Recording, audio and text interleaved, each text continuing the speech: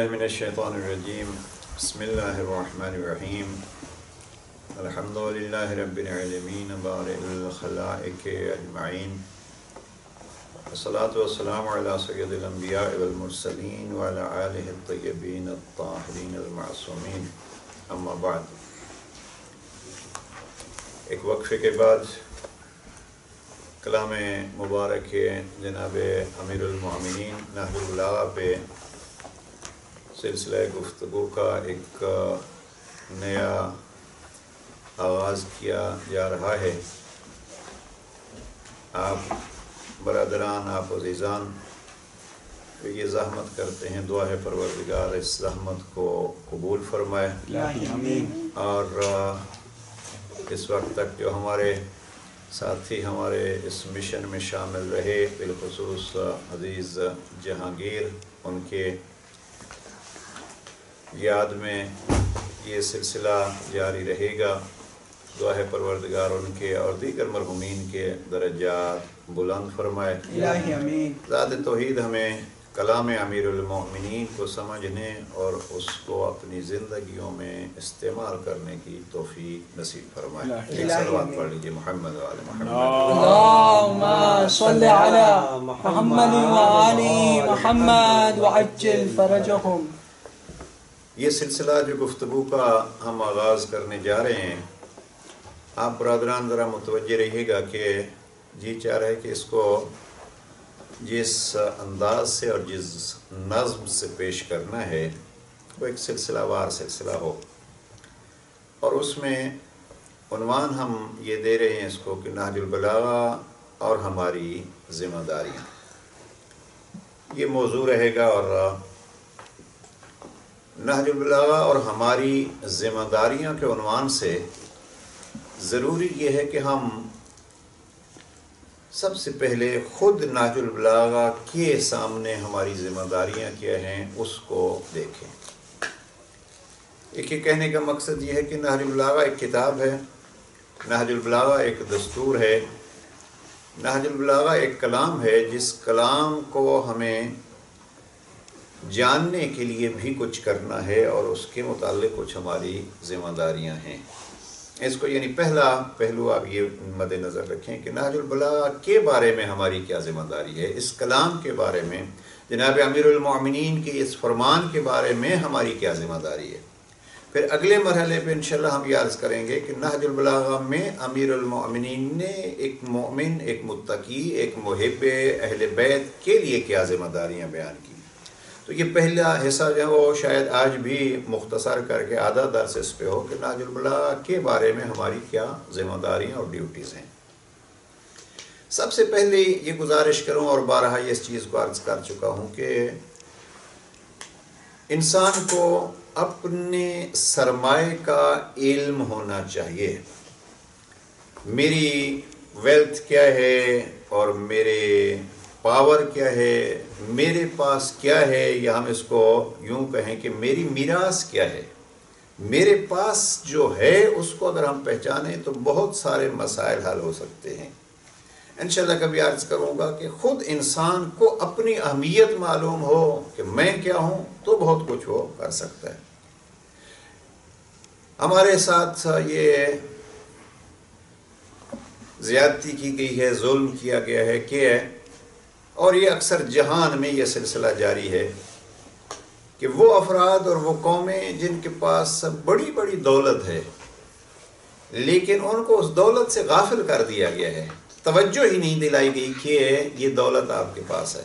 مثلا اس وقت آج کل جو افغانستان کا جو وہ یہ سلسلہ چل رہا ہے، میں نے بعض چیزیں دیکھی ہیں کہ افغانستان کی سرزمین میں وہاں زیر زمین جو خزانے ہیں، مثلا بالخصوص مجھے کوئی ساتھی بتلا رہے تھے کہ یہ کوپر ٹائپ کی کوئی چیزیں ایسی ہیں جو آئندہ بجلی اور یہ گاڑیاں جو بجلی پہ بنا رہے ہیں اس پہ جو چلیں گی، یہ ایک سسٹم اس کے لیے جو سب سے زیادہ چیز استعمال ہوتی ہے الیکٹرانک کے لیے، اس کا سب سے بڑا خزانہ، اس کا سب سے بڑا حصہ جو ہے وہ افغانستان اور اس کے گرد و نواح میں ہے۔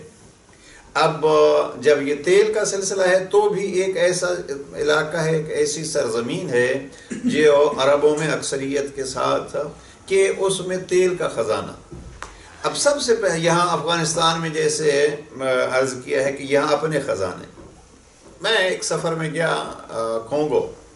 اب وہاں آپ دیکھیے تو مشہور یہی ہے کہ یعنی یہ ہیرے جو ہیں ان کا سب سے بڑا خزانہ یا ایک بہت بڑی تعداد جو ہے وہ مقدار اس میں وہاں موجود ہے. اب ذرا ان مثالوں کو دیکھیے.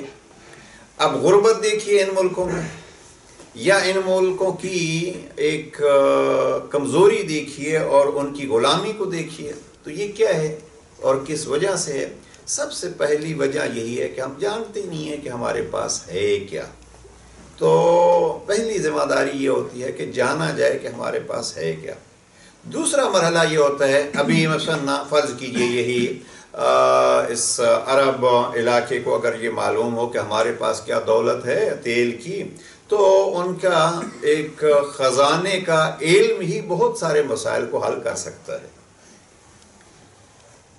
دوسرا مرحلہ یہ ہوتا ہے کہ بعض افراد کو یہ تو پتہ ہوتا ہے کہ ہمارے پاس یہ کچھ ہے، مثلا ہمارے قدموں میں، ہمارے زیر زمین، ہمارے گھر میں کیا ہے، لیکن یہ ہے کہ وہ اس تک پہنچ نہیں سکتا، اس کو حاصل نہیں کر سکتا، اس کو استعمال نہیں کر سکتا. دوسرا مرحلہ یہ ہوگا، ہماری ذمہ داری یہ ہے ہم اپنی میراث کو پہچانیں اور پھر یہ ہے کہ اپنی میراث کو حاصل کریں. اب میراث دو قسم کی ہوتی ہے، یا تو کسی نے کھوئی ہوئی ہے یا پھر کسی نے اس کو اس انداز سے چھپایا ہوا ہے کہ ہم اس سے آگاہ ہی نہیں ہیں. اور تیسری چیز، اور ان پہلی دو سے بھی مہم یہ ہے، ہماری میراث کیا ہے اس کے حصول کی کوشش ہو، اور تیسرا یہ ہے کہ اس کے پھر استعمال اور اپنی زندگی میں اس کو لے آنے کی ذمہ داری ہے. تو تین مراحل ہے. ہمیں اپنی میراث، اور نہج البلاغہ کے حوالے سے میں یہی عرض کرنا چاہتا ہوں، نہج البلاغہ ہماری ایک میراث ہے. سب سے پہلے تو ہمیں یہ سمجھنا چاہیے کہ یہ میراث ہماری کتنی قیمتی ہے. دیکھیے اس میراث کو اگر ہم انبیاء علیہ السلام کی آمد اور ان کی بعثت کو دیکھیں تو اللہ نے نبی کیوں بھیجے؟ اس لیے بھیجے تاکہ انسان کو انسانیت سکھائیں، انسان کو اس کی عظمت بتلائیں، انسان کو انسان بنائیں. اب یہ اللہ نے انبیاء بھیجے، اس سلسلہ نبوت کا یوں کہیے کہ انبیاء کی تعلیمات کا سلسلہ جو ہے اس نہج البلاغہ میں آپ کو نظر آئے گا. اور اللہ جی چاہ رہے ہیں کہ انشاءاللہ اس پہ گفتگو ہوگی کہ انبیاء کا مقصد جناب امیر علیہ السلام نے ربیع الاول چونکہ آ رہا ہے تو وہاں اس میں یہ بحث کوشش کریں گے کہ مقصد انبیاء جناب امیر علیہ السلام نے نہج البلاغہ میں کیا بیان کیا، اور خود نہج البلاغہ جو ہے وہ اس میں انبیاء کے اس مشن اور اس مقصد کو کیسے آگے بڑھاتا ہے. اگرچہ ایک جگہ پہ جناب امیر علیہ السلام بڑے واضح الفاظ میں فرماتے ہیں، میں نے آپ کو ایسے موعظہ کیا جیسے انبیاء اپنی امتوں کو کرتے آئے ہیں. تو یہ ایک مرحلہ یہ ہوا کہ اپنی میراث جانیں ہم، دوسری یہ ہے کہ اس کو حاصل کریں، اور تیسری یہ ہے کہ ہم اس کو استعمال کریں. اب اگر ہم یہ جانتے ہیں کہ نہج البلاغہ جو ہے اس میں کیا ہے، بارہا یہ میں عرض کر چکا ہوں اور اس کی تفصیل میں نہیں جاتا، کہ ہمیں یا تو ہمارے آنکھوں پہ اینک لگا دی گئی ہے ویسٹرن کی. ویسٹ کا ایک عام سا آدمی جو ہے وہ ایک بات کہے گا، چونکہ ان کے کہنے کا انداز وہ ہے کہ شاید ہم آسانی سے سمجھ سکتے ہیں تو اس کو ہم بہت اہمیت دیتے ہیں. اور وہی بات اگر ہم تلاش کرنا چاہیں تو جناب امیر علیہ السلام نے آج سے صدیاں پہلے اس انداز میں کہی ہے کہ ایسے ہزاروں ویسٹرن کے اسکالرز جمع ہو جائیں تو اس کے مقابلے میں وہ بات اور وہ پیغام اور وہ اصول پیش نہیں کر سکتے. یا یوں کہا جائے کہ بہت سارے ایسے اصول ہیں جو ایسی کتابوں سے، ایسے زندگیوں سے لیے گئے ہیں اور پھر اس کو اپنے نام پہ استعمال کیا گیا ہے. لہٰذا ایک تو ہم سے یہ نہج البلاغہ، ایک بزرگ کے یہ جملات ہے کہ نہج البلاغہ ہم سے چھینا گیا ہے. اور چھینا کیا اس لیے گیا ہے؟ اس پہ ایک تو یہ اینک لگا دی گئی ہے ہماری آنکھوں پہ ویسٹ کی، کہ کہ اب انگریزی میں کوئی اگر کوئی کہے گا یا کسی اور زبان میں کہے گا، اور پھر ہم نے بھی یہ کہ ہمارے ہم معیار جو ہے وہ یہ زبانوں والے کو فرینچ اسکالر نے یہ کہا ہے، اچھی بات ہے، یہ ہم یہ نہیں کہتے، یہ تو ایک اصول اسلام ہے کہ علم حاصل کرو خواہ آپ کو چین جانا پڑے۔ اب یہ کیا ہے، چین کا کیا مقصد ہے، یعنی جہاں سے دور دراز سے بھی آپ کو مل جاتا ہے تو آپ علم حاصل کرو۔ اور پھر وہ فرمان مشہور کہ الحکمت ضالۃ المومن، مومن کی گمشدہ چیز ہے حکمت، وہ جہاں سے بھی ملے اس کو لینا چاہیے۔ لیکن یہ ہے کہ اب چیزیں ہماری ہوں تو کم از کم ہمیں یہ معلوم ہونا چاہیے کہ یہ ہماری میراث ہے، ہم سے یہ چھینی گئی ہے یا ہم سے یہ چھپائی گئی ہے۔ تو ہمیں یہ نہج البلاغہ کی حقیقت دیکھنی ہے۔ اور دیکھیے ہم نے ایک تجربہ کیا ہے اس بیماری کے ایام میں، یہ جب دروس نہیں ہو رہے تھے تو ہم نے نہج البلاغہ سے یہ 365 اقوال جو ہے وہ چراغ راہ کی صورت میں ہم نے جمع کیے ہیں، یعنی نہج البلاغہ میں سے انتخاب کیے ہیں، چنے ہیں 365 اقوال، یعنی ہر دن کے لیے ایک ایک قول، اور اس قول کو پھر عربی میں بھی لے آئے ہیں اور اس کا اردو ترجمہ بھی کیا ہے اور انگلش بھی اس کی موجود ہے، اور ساتھ یہ ہے کہ عربی ریفرنس بھی دیا گیا ہے اور انگلش میں بھی اسی سرمن کا، اسی سینگ کا، اسی لیٹر کا جو ہے وہ ریفرنس دیا گیا ہے، تاکہ نہج البلاغہ کو کسی نے اگر دیکھنا ہے تو یہ کام کرتے ہوئے بالخصوص جو ہے وہ بڑا دلچسپ لگا ہمیں کہ ہم دوسروں کے اقوال کو جمع کرتے رہتے ہیں، لیکن جو خود اعلان کرتے ہیں کہ انا لعمراء الکلام، یہ میرا چونکہ پسندیدہ جملہ ہے جناب امیر علیہ السلام کے اس فرمان کا، اور اس کو ہم نے کیا یہی ہے کہ ہم اس فرمان کو ہر کتاب جو نہج البلاغہ سے مربوط ہوتی ہے تو اس کے شروع میں ہم نے اس کو لکھا ہے، انا لعمراء الکلام۔ اب اس کے بعد مثلا یہ کتاب پھر کیا ہوئی، وہ 365 اقوال ہم نے انتخاب کیے، تو چونکہ مختصر آپ کریں گے تو وہ ہر بندے کے سمجھنے کے لائق نہیں ہوتا، تو اس میں شمع زندگی میں ہم نے پھر 365 اقوال کی جو ہے وہ شرح لکھ دی ہے، 1 صفحہ 1.5 صفحہ جو ہے وہ اس کو اس صورت میں ہم نے۔ اب اس کتاب کو یعنی 1000 کتاب چھپتی ہے اور 1 مہینہ بھی نہیں اس میں ہوتا، اور فوراً جو ہے وہ افراد اس کو خرید لیتے ہیں، یعنی 1 مہینے بعد ہمیں پھر 2000 شائع کرانی پڑی۔ یہ مقصد اس میں ایک یہ تھا کہ یہ اس کو ہم نے واٹس ایپ پہ جو ہے وہ لایا جائے۔ الحمدللہ درجنوں ایسے فیس بکس وغیرہ ہیں جو ریگولر اپنے ان اقوال کو، کچھ جو ہے وہ عربی، اردو اور انگلش تینوں میں لے آ رہے ہیں، کچھ فقط اردو میں لے آ رہے ہیں، کچھ فقط جو ہیں وہ انگلش میں لے آ رہے ہیں، اور الحمدللہ یہ ایک بڑا کامیاب سلسلہ خود نجف سے بھی ہوا ہے۔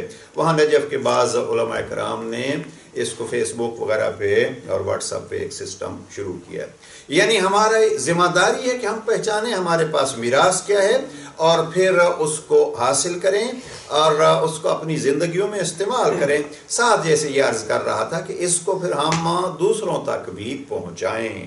اب اگر دوسروں تک ہم پہنچا سکیں تو 8ویں امام کو مشہور فرمان کہ اگر ہماری کلام سے، ہماری بات سے لوگوں کو آشنائی ہو جائے تو وہ ہمارے طرف ضرور جھکیں گے، ہماری اتباع کریں گے۔ تو نہج البلاغہ اور ہماری ذمہ داریوں کے عنوان سے پہلی ذمہ داری ہماری یہ ہے کہ ہم اس میراث کو سمجھیں۔ اب میں نہیں جاتا اس طرف کہ بزرگان نے کیا کہا ہے یا غیر مسلمز نے کیا کہا ہے یا عیسائی باز جو ہیں انہوں نے نہج البلاغہ کے بارے میں کیا کہا ہے، اس پہ کئی دفعہ گفتگو ہو چکی ہے۔ تو پہلی ذمہ داری ہماری یہ ہے کہ ہم اس کو پہچانیں۔ اب جب پہچانا ہے تو کوشش یہ ہونی چاہیے کہ ہماری زندگیوں میں یہ استعمال ہو۔ اب زندگیوں میں استعمال ہو، ہم کیا کرتے ہیں، ہم ان فرامین کو یا ان تعلیمات کو، کلی طور پر اسلامی تعلیمات ہوں تو تعلیمات انسانی زندگی پر اثر تب کرتی ہیں جب ہم ان کو کلی زندگی میں استعمال کریں۔ ایک کوتاہی کیا ہوتی ہے، ہم مثلا ایک چیز سیکھتے ہیں اور اس جو جہاں بیٹھے ہیں، فرض کیجئے ہم نے یہاں ایک چیز سیکھی ہے ایسے امام بارگاہ میں، اب اگر ہم اس جو علم ہم نے حاصل کیا ہے، جو ہم نے سیکھا ہے، اس کو ہم فقط اپنے امام بارگاہ کے اندر ہی، اور وہ 45 منٹ کا، گھنٹے کا جو سیشن ہے اس میں تو ہم کہیں کہ یہ بڑا مہم اصول ہے، لیکن اگر ہم یہاں سے باہر جائیں اور ہم اس کو استعمال نہ کریں تو پھر وہ فائدہ نہیں دے گی۔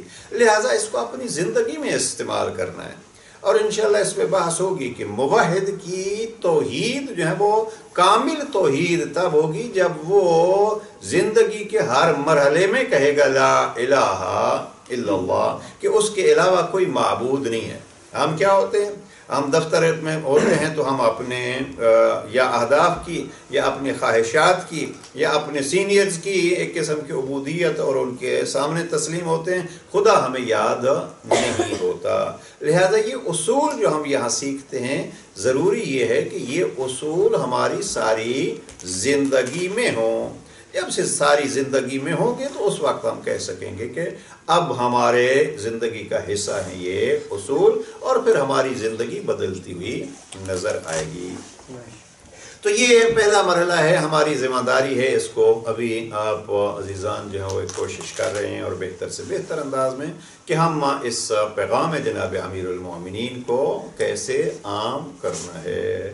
اس میں کچھ اقوال جو ہیں انسان اگر مد نظر رکھے، ان اقوال کو مختلف طریقوں سے مختلف افراد تک پہنچائے۔ البتہ جیسے ابھی محترم فرما رہے تھے کہ ضرورت یہ ہے کہ جدید دور کے مطابق اس کو پیش کیا جائے۔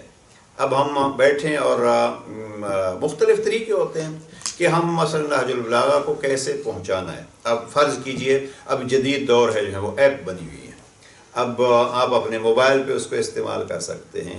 اب بعض ساتھی جو ہیں وہ اس میں انہوں نے بڑے اچھے کوشش کی ہے، کراچی سے ایک ادارے نے اس کو کہ اس کو آڈیو اور ویڈیو ریکارڈنگ میں، مثلا آپ گاڑی میں بیٹھے ہیں تو آپ اس کو سن سکتے ہیں۔ یہ سسٹم یعنی ہمیں اس پیغام اسلام کو کلی طور پر قرآن ہو، احادیث پیغمبر اکرم ہو اور نہج البلاغہ ہو یا دوسرے ہمارے یہ سرمایہ ہوں، یہ اس کو چاہیے یہ کہ ہم وقت کے جو تقاضے ہیں ان کے مطابق افراد تک پہنچائیں اور ان کے سامنے پیش کریں۔ انشاءاللہ یہ کوشش ہوگی، اور جب کوشش ہوگی تو یقیناً یہ کامیاب ہوگی۔ تو خود نہج البلاغہ کے بارے میں میرے خیال میں اس سے زیادہ ہم گفتگو نہیں کرتے کہ نہج البلاغہ کے بارے میں ہماری ذمہ داری کیا ہے۔ اگلا مرحلہ یہ ہے کہ نہج البلاغہ میں کیا ہے۔ اب یہ بھی انسان کو معلوم ہونا چاہیے کہ نہج البلاغہ میں کیا ہے، تب انسان جو ہے وہ اس کو پیش کر سکتا ہے۔ اب اگر نہج البلاغہ کے موضوعات کو آپ دیکھیں تو نہج البلاغہ میں مثلا شہید مطہری نے کوئی 13 کے قریب موضوعات اس کے بیان کیے ہیں۔ اب کلی طور پر اس کو دیکھیں، ہم بعض اوقات کہتے ہیں یہ عقائد کی کتاب ہے، یہ کسی ایک موضوع کی کتاب ہے ہی نہیں۔ پہلی بات یہ واضح رہے کہ نہج البلاغہ کوئی کتابی صورت میں یوں نہیں ہے کہ جناب امیر علیہ السلام نے ایک موضوع کو لیا ہو اور اس میں، اور نہ ہی سید رضی نے اس کو کسی موضوع کے تحت جمع کیا ہے کہ سید رضی نے مثلا کہا ہو، جیسے سید رضی نے فرض کیجئے اپنی دوسری کتاب لکھی ہے جس سے نہج البلاغہ کی طرف آئے ہیں، خصائص ائمہ۔ اب خصائص ائمہ کا کیا موضوع تھا؟ ائمہ معصومین علیہ السلام کے حالات زندگی اور ان کے سیرت کا تذکرہ۔ اب لیکن نہج البلاغہ کیا ہے؟ نہج البلاغہ میں خود لفظ نہج البلاغہ جو نام رکھا ہے سید رضی نے، اس سے ان کی مراد یہی ہے کہ جناب امیر علیہ السلام کے فصاحت و بلاغت بھرے کلام کو جمع کیا ہے۔ اس لیے بعض لوگوں پہ جو دقیق مطالعے کے قائل ہیں وہ ان کے لیے مشکل ہو جاتا ہے کہ نہج البلاغہ میں چلتے چلتے جناب سید رضی ایک بات کو چھوڑ دیتے ہیں، پھر تھوڑے سے وقفے کے بعد جو ہے وہ دوسری بات اس کو جاری رکھتے ہیں۔ یعنی ایک خطبے کو بھی جناب سید رضی نے بعض اوقات مکمل طور پہ بیان نہیں کیا۔ ان کے مد نظر رہا کہ نہج البلاغہ میں عربی کمالات کیا ہیں، یعنی ایز اے زبان، ایز اے لینگویج اس میں کون سے ہائی معیار ہے اس میں۔ تو بہرحال نہج البلاغہ کوئی ایک موضوع کی کتاب نہیں ہے کہ ہم کہیں، لیکن جب کلام علی کو دیکھتے ہیں تو جیسے ایک پوائنٹ ذرا آپ متوجہ رہیں گے، اور وہ یہ ہے کہ جیسے جناب امیر المومنین کی ذات گرامی ازداد کا مجموعہ ہے۔ یہ مشہور ہے جناب امیر علیہ السلام کے بارے میں کہ علی علیہ السلام کی ذات ضدیں اس میں جمع ہیں۔ ضدیں سے کیا مراد؟ ابھی ایک عالم اور ایک جنگجو، یا آپ کہیے کہ ایک عالم اور ایک بہادر، یہ ان کا الگ الگ جو ہے اس میں۔ اب عالم جو ہیں وہ بہت کم افراد ایسے آپ کو ملیں گے کہ جو کتاب کے لکھنے والے بھی ہوں اور پھر بندوق اٹھانے والے بھی ہوں، یا جنگ میں جو ہیں وہ تلوار اٹھانے والے ہوں۔ یہ ذات گرامی ایسی ہے کہ جو ازداد اس میں جمع ہیں، یعنی متضاد صفات جناب امیر علیہ السلام کی ذات میں موجود ہیں. ایک دو کی طرف اشارہ کرتا ہوں. اور پھر یہ ہے کہ جب ان کا کلام ہے تو وہ ان کا کلام بھی اسی انداز سے ہے, اس میں بھی متضاد موضوعات بھی موجود ہیں. اب ایک تخت نشین افراد ہو, حکومت کی مسند پہ بیٹھا ہو اور ادھر اس کا زہد وہ ہو, یہ یا انبیاء میں نظر آتا ہے جیسے جناب داود و جناب سلیمان میں, یا پھر جناب امیر المؤمنین میں اور جناب پیغمبر اکرم میں. اس لیے کہ ایک آدمی کے پاس اتنے افراد ہوں, اتنی فوجیں ہوں, اور پھر اس میں وہ زہد بھی ہو. اب زہد جناب امیر علیہ السلام کو اگر آپ دیکھتے ہیں تو وہی علی روٹی کھاتے ہیں تو کیسی کھاتے ہیں, لیکن جنگ کرتے ہیں تو تلوار کیسے چلاتے ہیں, اور فیصلے کرتے ہیں تو فیصلے کیسے کرتے ہیں. یہ ساری چیزیں جو ہیں وہ امیر علیہ السلام کا زہد بھی اسی میں شامل ہے, حکمرانی بھی شامل ہے, شجاعت بھی شامل ہے, علم بھی شامل ہے. تو جس طریقے پہ ذات جناب امیر علیہ السلام میں بہت ساری چیزیں جمع ہیں, اسی طریقے پہ کلام جناب امیر علیہ السلام میں بھی بہت ساری چیزیں جمع ہیں. لیکن چونکہ مرتب کتاب نہیں ہے, مثلا دین اسلام کا سب سے مہم اصول کیا ہے؟ اصل عقائد, اصول جن کو کہتے ہیں اصول دین. پہلے ہم بحث کر چکے ہیں کبھی تفصیل سے جناب امیر علیہ السلام کے کلام میں توحید کی جو بحثیں ہیں. لیکن آپ کو کہیے کہ جو فلاسفہ اور جو علم کلام کے ماہرین کی بحثیں ہیں اس انداز میں بحثیں جناب امیر علیہ السلام سے نہیں ملیں گی, اس لیے کہ یہاں نہج البلاغہ میں کوئی مرتب کتاب اس انداز سے عقائد کی نہیں لکھی گئی. بعض بزرگان نے اس کا خلاصہ کیا کہ اس میں عقائد کی باریکیاں ہیں, پھر فرمایا کہ اس میں اخلاقیات کی باریکیاں ہیں, اور تیسرا یہ ہے کہ انسانی زندگی گزارنے کے طریقوں, یا آپ کہیے کہ اس کو معاشرے کی اصلاح, یا آپ اس کو آپ یوں کہہ سکتے ہیں حکومت کرنے کے طریقہ کار, یہ اس میں موجود ہیں. مجھے تقسیم یہ پسند آئی بعض بزرگان کی کہ اس میں عقائد بھی ہیں جو آپ کی بنیادیں مضبوط کرتے ہیں, اور پھر فروعات اس پہ قائم ہوتے ہیں, اور دوسرا یہ ہے کہ اس میں پھر اخلاقیات سنورتے ہیں, اور تیسری یہ ہے کہ اس میں معاشرے کی اصلاح کے پہلو کثرت سے ہیں. چونکہ جناب امیر علیہ السلام ایک باقی ائمہ معصومین علیہ السلام سے ہٹ کے 4.5 سالہ حکومت ظاہری اگر ملی ہے کسی امام کو تو وہ جناب امیر المومنین کی ذات گرامی ہے. لہٰذا بہت سارے خطوط جناب امیر علیہ السلام کے, بہت سارے خطبات جناب امیر علیہ السلام کے اس اعتبار سے ہیں کہ ایک حکمران کے لیے ضروری یہ ہے کہ وہ معاشرے کی, وہ قوم کی, وہ ملت کی اصلاح کیسے کرے. بات تھوڑی سی مشکل ہو گئی ہے, اور وہ یہ ہے کہ نہج البلاغہ کو سمجھنے کے لیے یہ سمجھنا ہے کہ نہج البلاغہ میں ہے کیا, تو کم از کم ان 3 پہلوؤں کو جو ہے وہ ہم مد نظر رکھیں. ایک سوال یہاں یہ ہوتا ہے, اور وہ سوال یہ ہوتا ہے کہ اور نہج البلاغہ پہ جو اعتراضات ہوئے ان اعتراضات میں ایک اعتراض یہ کیا گیا کہ نہج البلاغہ قدیمی زمانے کی کتاب ہے, اور آپ نہج البلاغہ پڑھ کے لوگوں کو بھی پرانے زمانے میں دھکیلنا چاہتے ہیں. عجیب سوال ہے, اور بہت سارے لوگ اس سے متاثر ہو جاتے ہیں. 8-9 اعتراضات جو نہج البلاغہ پہ ہوئے ان پہ ایک یہ ہے کہ نہج البلاغہ ایک 1400 سال پہلے کا, اور یہ فقط نہج البلاغہ نہیں ہے, یہی اعتراض کا قرآن مجید پہ بھی ہے, کلام پیغمبر اکرم پہ بھی ہے, نہج البلاغہ پہ بھی, کہ نہج البلاغہ ایک قدیمی زمانے کی کتاب ہے. ایک بزرگ نے بڑا خوب کہا کہ ابھی تک زمانہ اس معیار پر ہی نہیں پہنچا کہ کلام علی کو سمجھ سکے, ورنہ جتنی علم کی وسعت ہوتی جائے گی اتنا ہی یہ کلام اور لوگوں کو سمجھ آتا جائے گا, اور لوگوں کے لیے ایک اصول اور زندگی کے طریقہ کار واضح کرتا رہے گا.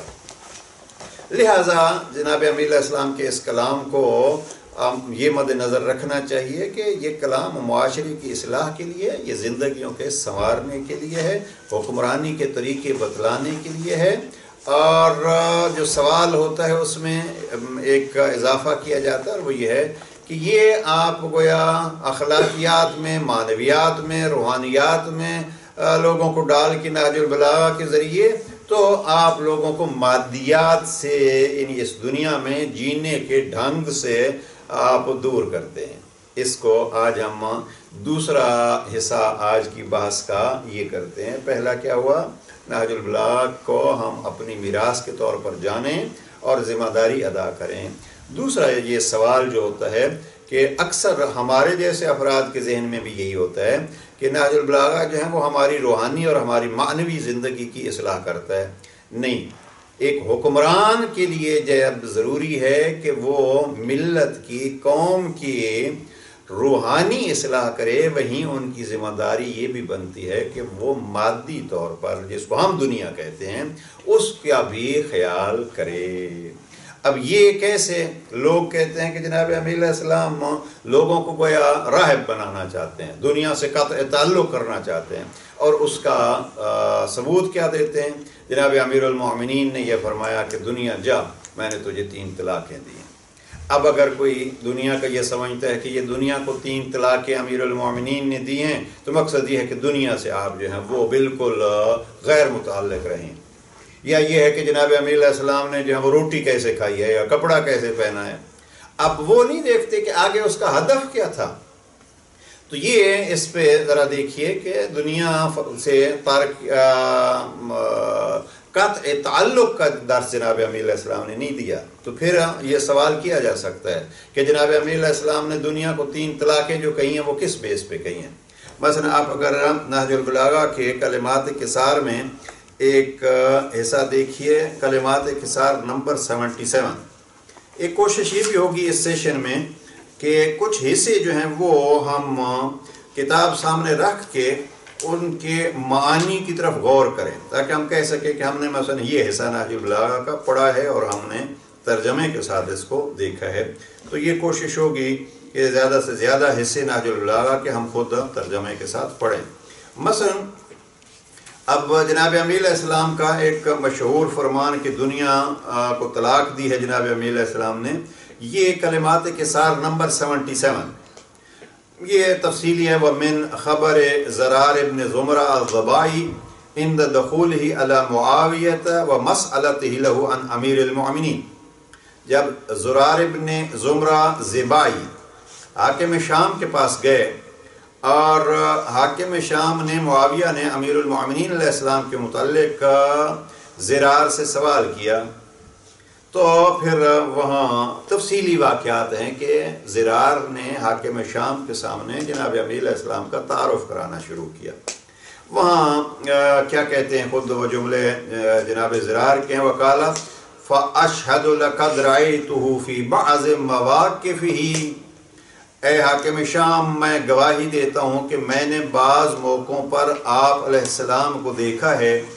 وَقَدْ أَرْخَ اللَّيْلُ صُدُولَهُ، اور وہ جب میں نے دیکھا ہے تو وہ وقت ایسا تھا کہ جب رات مکمل طور پر چھا چکی تھی، یعنی رات کا آپ یہ کہیے وسط رات ہو چکا تھا، رات کا اندھیرا پورا ہو چکا تھا. میں نے ایسی حالت میں علی کو دیکھا ہے.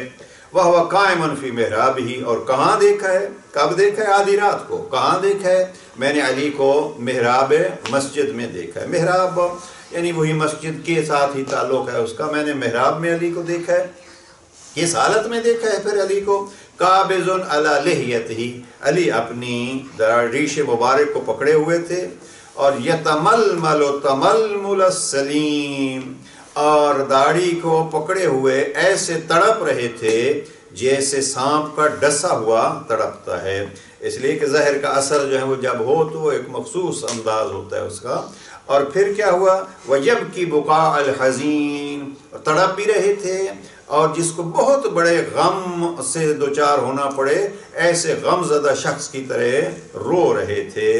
اور فقط رو ہی نہیں رہے تھے، وَيَقُول، کچھ کہہ بھی رہے تھے. ذرا اگر ہم اس کو اس تصور کی نگاہ میں دیکھیں تو زرار ابن زمرہ نے بڑا عجیب جو ہے وہ نقشہ کھینچا ہے. علی کیسے تھے، کہاں تھے، کیا کر رہے تھے. رات تھی، وقت جو ہے وہ بیان کیا، اور پھر یہ مسجد کا محراب تھا، آدھی رات تھی یا اندھیری رات تھی. جناب امیر علیہ السلام اپنی داڑھی پکڑے ہوئے تھے، تڑپ رہے تھے، کچھ کہہ رہے تھے. اب یہ اس ماحول کو اگر ہم مد نظر رکھیں تو اب انسان کہتے ہیں کہ اس حالت میں امیر المؤمنین کہہ کیا رہے ہیں. اور میں تو اس میں لطف اٹھاتا ہوں کہ یہ ہے وہ مقام جب زرار جناب علی علیہ السلام کے فضائل بیان کر رہے ہیں. کہاں؟ شام کے حکمران اور ان کے محلات میں، اور جو اس کے سجے سجائے اور بڑے بڑے محل. اب وہاں جناب امیر علیہ السلام جو خود اسی سلسلہ خلافت کے ایک حصہ تھے، ان کا حال جناب زرار بتلا رہے ہیں. یقول، اب یہ جو چیز آپ کے سامنے عرض کرنی ہے کہ جناب زرار کہتے ہیں کہ علی اس حالت میں تڑپتے ہوئے روتے ہوئے کیا کہہ رہے تھے. یقول، یہ ہے حصہ جناب امیر کے فرمان کا. کہہ رہے تھے یا دنیا الیک انی، اے دنیا دور ہو مجھ سے.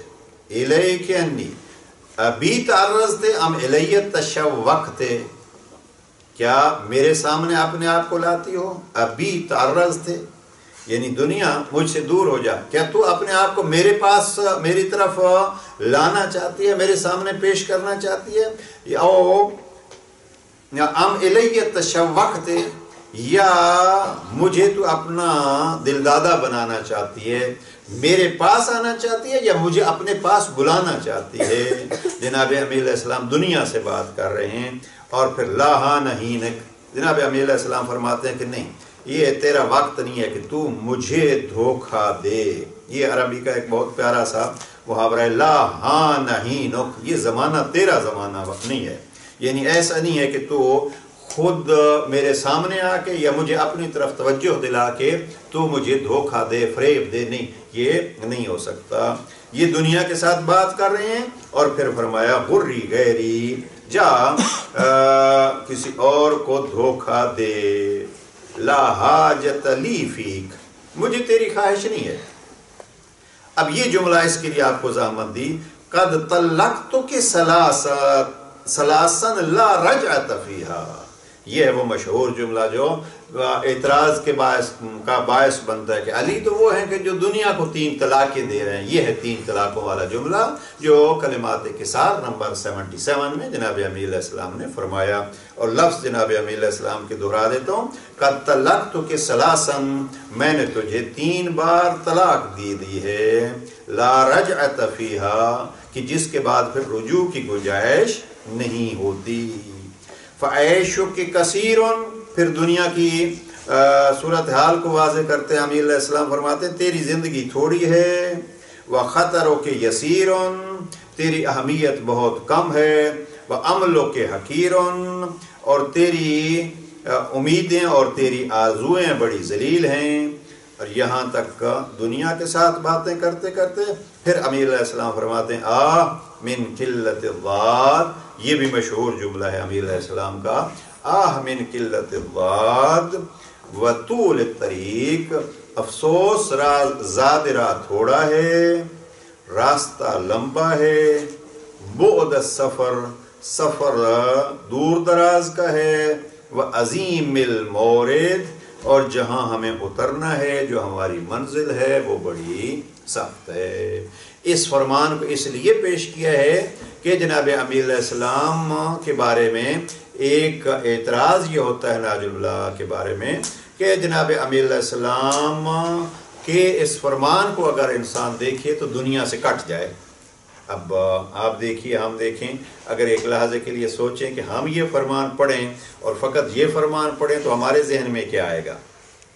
عام آدمی یہی سمجھے گا کہ جناب امیر علیہ السلام فرماتے ہیں دنیا سے بچو، دنیا سے دور رہو.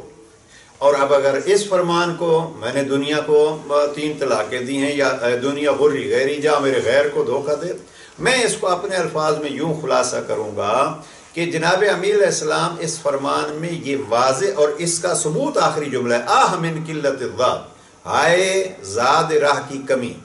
وہ زاد راہ ہم نے کہاں سے حاصل کرنا ہے؟ اس کی وضاحت جناب پیغمبر اکرم کا وہ فرمان ہے جہاں پیغمبر اکرم فرماتے ہیں الدنیا مزرعۃ الآخرہ، کہ دنیا آخرت کے لیے کھیتی ہے.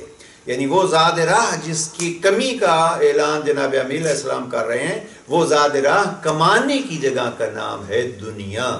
اور اب دنیا کو خلاصہ جو میں کرنا چاہتا ہوں اس بحث کا، کہ کوئی اگر اعتراض کرے کہ نہج البلاغہ اگر پڑھیں آپ تو دنیا سے گویا آپ بھاگ جائیں، دنیا کو طلاق دے دیں، دنیا سے چھپ جائیں، تو جناب امیر علیہ السلام نے فرمایا نہیں.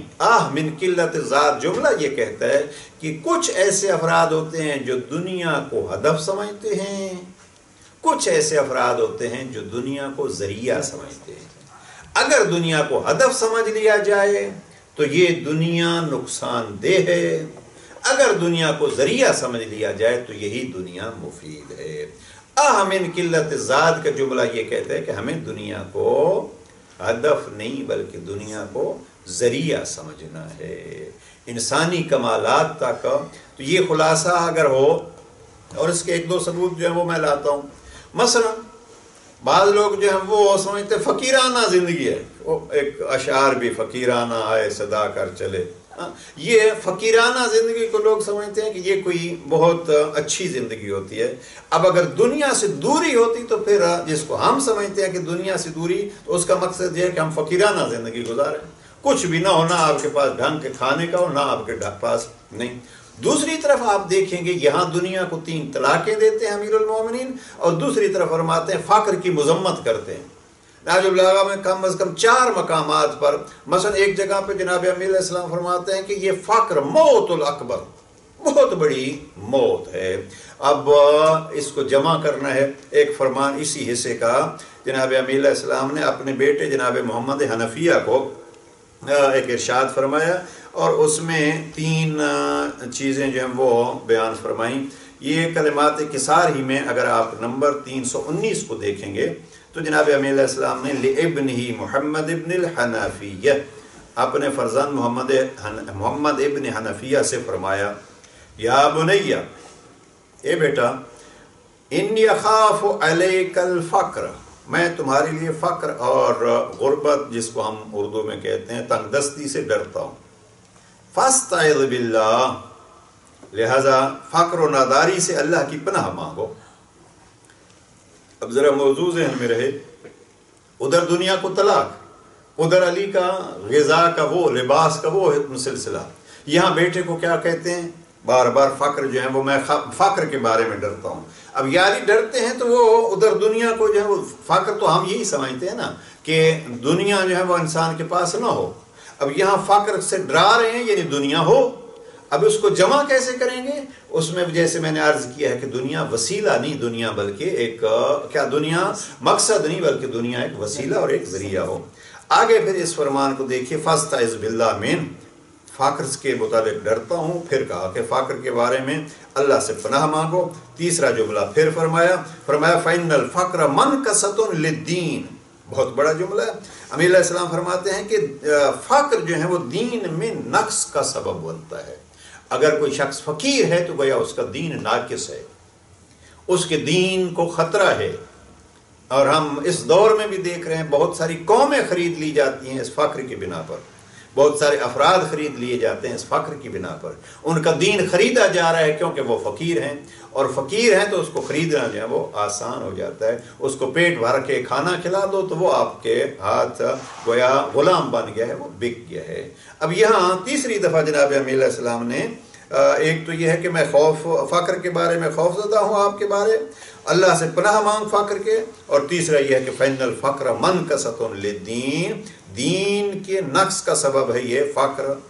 پھر مدحشۃ للعقل، پھر دوسرا جملہ جو فقر کی مذمت میں فرمایا کہ مدحشۃ للعقل، یہ عقل کی پریشانی کا سبب بھی ہوتا ہے. یعنی اگر آپ فقیر ہیں تو آپ کا عقل جو ہے وہ پریشان رہے گا. عقل آپ کا پریشان رہے گا تو گویا جناب امیر علیہ السلام نے فقر کی ایک قسم کی مذمت کی. داعیۃ للمقت، اور جناب امیر علیہ السلام فرماتے ہیں، اور یہ جملہ بھی داعیۃ للمقت، فقر لوگوں کی نفرت کا باعث بنتا ہے. بڑے عجیب جملے ہیں فقر کے بارے میں یہ 3 جملے. دین میں نقص کا سبب بنتا ہے، عقل کی پریشانی کا سبب بنتا ہے، اور لوگوں کی نفرت کا سبب بنتا ہے. اب ان 3 جملوں کو دیکھیے، وہاں جناب امیر علیہ السلام کے اس فرمان کو دیکھیے کہ دنیا میں نے تجھے 3 طلاقیں دے دی ہیں. تو پھر بات تیسری دفعہ دہرا رہا ہوں، گویا جناب امیر علیہ السلام متوجہ فرما رہے ہیں کہ دنیا کو وسیلہ بناؤ، ہدف نہیں بناؤ. اور اگر ہم بھی اس انداز سے چلیں گے کہ دنیا کو جو ہے وہ ہم وسیلہ نہیں، کیا ہدف نہیں وسیلہ بنائیں، تو اسی دنیا کے ذریعے سے ہی ہم इस दुनिया को भी कमा सकते हैं और आखिरत को भी कमा सकते हैं। लिहाजा ये सवाल और ये एतराज़ नहजुल बलागा पे कि अगर आप नहजुल बलागा की तरफ जाएंगे, नहजुल बलागा की तालीमात पर अमल करेंगे तो गोया आप फ़कीर हो जाएंगे। नहीं, जनाब अमीरुल मोमिनीन इस नहजुल बलागा में इस दुनिया के कमाल को भी बतलाते हैं और आखिरत के कमाल को भी बतलाते हैं। अब दुनिया के कमालात कैसे बतलाए, ये कि क्या करना है दुनिया में, आपने दुनिया को कैसे संवारना है, बिलखुसूस खत 53 जो है वो इसका एक बेहतरीन ज़रिया है, लेकिन उस पर हम तफसील से बात करेंगे। तो ये एतराज़ करने वालों को एक बड़ा अजीब जवाब दिया है जो अली ही दे सकते हैं, और वो क्या है, ये बात पूरी नहीं हो सकेगी, इसी पे ख़त्म करेंगे कि जनाब अमीर इस्लाम ने बारहा इस किस्म के जुमले कहे, जैसे फरमान 77 में नाकिल हैं जनाब ज़िरार कि दुनिया को कहा कि ये दुनिया गुर्री गैरी, जा मेरे गैर को धोखा दे। एक जगह पे फरमाते हैं अद्दुनिया तगुर्रो व तजुर्रो व तमुर्रो, दुनिया धोखा देती है, नुकसान पहुंचाती है, भाग जाती है। यानी ऐसे दर्जनों मकामात हैं जहाँ जनाब अमीर इस्लाम ने दुनिया की मजम्मत की है, लेकिन एक जगह पे जब दुनिया की तारीफ़ की तरफ आए हैं तो वहाँ जनाब अमीर इस्लाम ने ये कलिमात के सार ही में से इंशाअल्लाह आप देखेंगे फरमान नंबर 131 जहाँ दुनिया की तारीफ़ की है और ऐसी तारीफ़ की है कि फिर अली ही ऐसी तारीफ़ कर सकते हैं। तो ये एतराज़ इस उन्वान से रद्द किया जाता है कि जनाब अमीर अलैहिस्सलाम दुनिया से दूर नहीं करना चाहते, बल्कि दुनिया को दुनिया के लिए और आखिरत के लिए इस्तेमाल करना चाहते हैं। अलबत्ता ये मद्देनज़र रहे कि जैसे दुनिया बनाने वाले और दुनिया की नेमात देने वाले ने कहा है, इस अंदाज में उनको इस्तेमाल किया जाए तो ये दुनिया भी कामयाब और आखिरत भी कामयाब।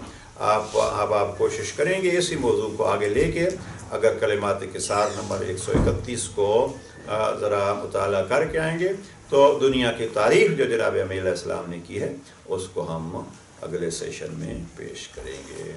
वस्सलामु अलैकुम व रहमतुल्लाहि व बरकातुहू।